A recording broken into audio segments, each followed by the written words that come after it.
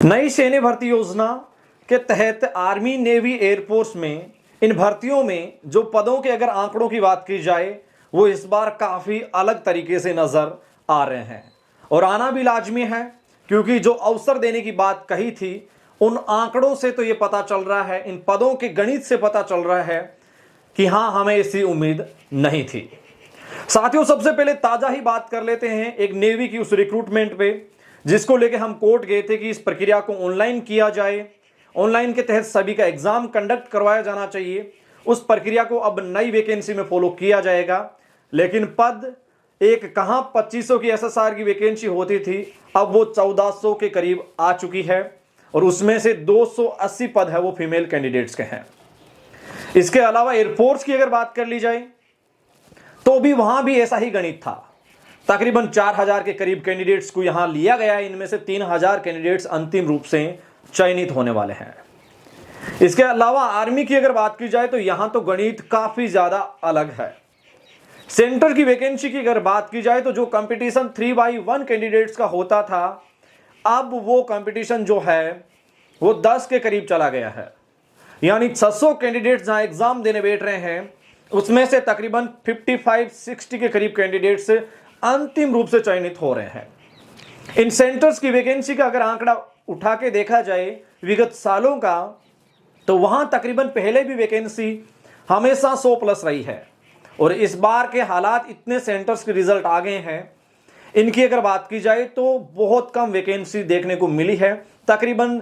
30 से लेके 80 के करीब ये बीच का जो आंकड़ा है वो हर सेंटर से मेरिट का सामने आया है कि इतने कैंडिडेट्स लिए गए हैं, इनका आंकड़ा इस कदर सामने आया है।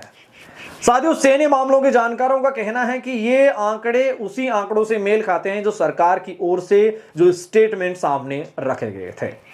अगर आंकड़ों की बात की जाए तो विगत सालों में मैंने पहले ही आपको ये डेटा दिए थे एक वीडियो के माध्यम से, तो एक साल में 50,000 से 80,000 तक कैंडिडेट्स लिए जाते थे हर साल, और वो भी परमानेंट। और इस बार जो ये नई सैन्य भर्ती योजना है इसके तहत कहा गया था कि हम 45,000 कैंडिडेट्स को लेंगे और उनमें से 25% ही केवल परमानेंट होंगे। तो आप देख लीजिए, पहले ही आधे पद तो सीधे तौर पे नजर आ रहे हैं, क्योंकि हमें कहा गया था कि अवसर ज्यादा मिलेगा, लेकिन अवसर किस तरीके से मिल रहा है यह भी सबके सामने है।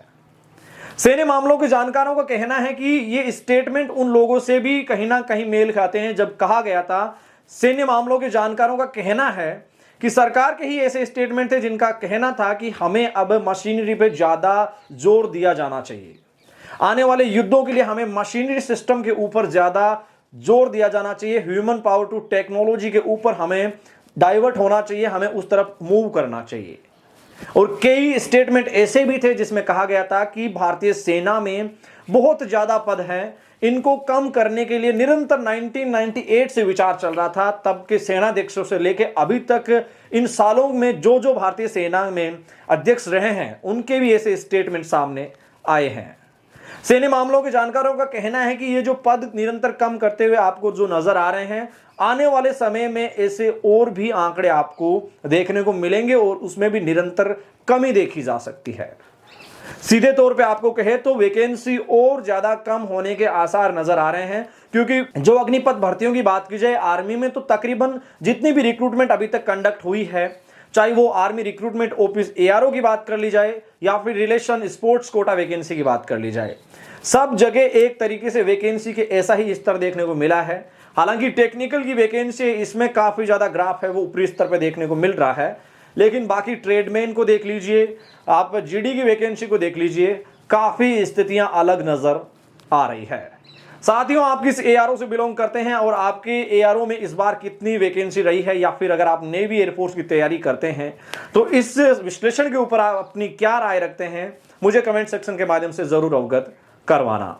फिलहाल के लिए चाहूंगा मैं आपसे इजाजत, अपने मेजबान धनेश को दीजिए इजाजत। सैन्य भर्तियों से जुड़ी हुई ताजा सटीक व विश्लेषण भरी जानकारी के लिए एडी आर्मी पॉइंट परिवार के यूट्यूब चैनल व फेसबुक पेज को फॉलो करना ना भूलें।